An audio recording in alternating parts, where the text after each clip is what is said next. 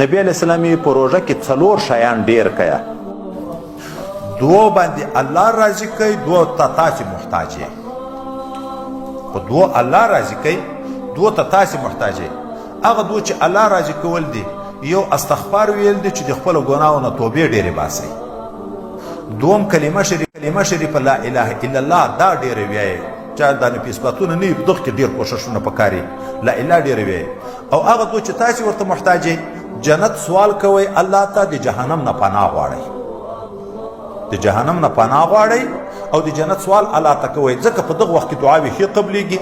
دا 4 شیان چې اخیستی مې ستا سیوري ته آرام وای، چې اخیستی مې ستا سیوري ته آرام وای، چې په پله ستا د عشاقو مې هر ګام وای، چې په پله ستا د